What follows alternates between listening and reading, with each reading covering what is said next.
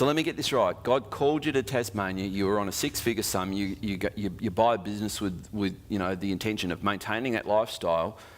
You lose the business essentially, and now you got no income. What kind of God is this that you're actually serving? It was a God who I questioned and said, God, you called us to this place. We know you called us to this place. What gives? How bad did it get, Deb?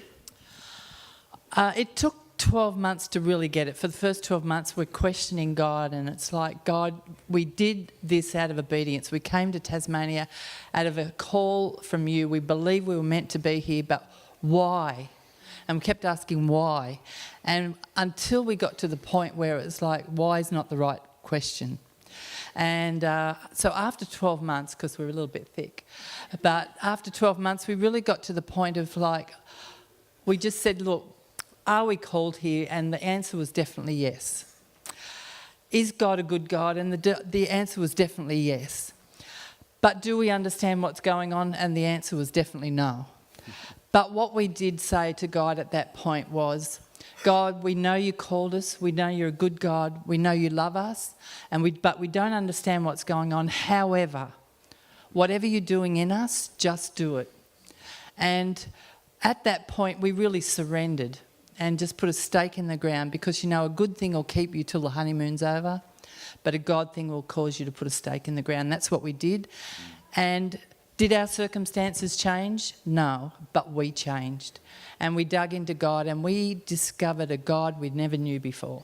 So Paul, you increasingly, in the frustration of trying to resuscitate the business and keep it going, and it was down to barely a flatline pulse beat. But in the midst of all that, you had this strange sort of thing that popped into your head because Vietnam came on the scene. What did you begin to think the future might look for you like?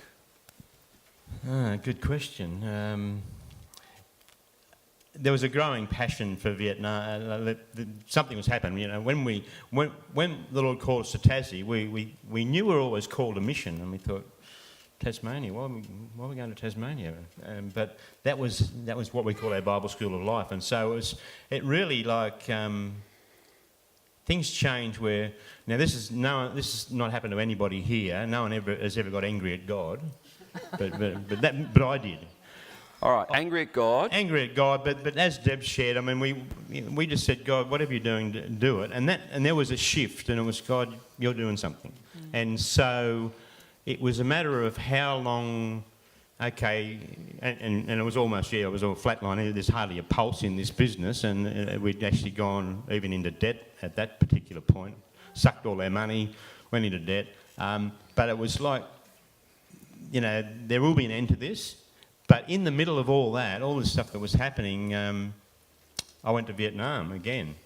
And I think I went 2 more times to Vietnam, and God just provided in miraculous ways, and it was like, I don't know how this is going to happen. There was another missionary that was looking for support, and we made a decision to support them. And I remember the amount, it was $60 a month, and it was like, we don't have $60, but that was the figure that the Lord impressed upon us to support them. And from that very moment, we never missed a beat. We were able to, the money came in, and it continued to come in, and for other things, money came in and came out of left field, and it was like, from places, our mind kind of tries to work it out. God, you could do it this way, but he always tended to do it a different way. Debbie, is it fair to say that the hell experience you went through in coming here was necessary for you to be doing what you're doing now?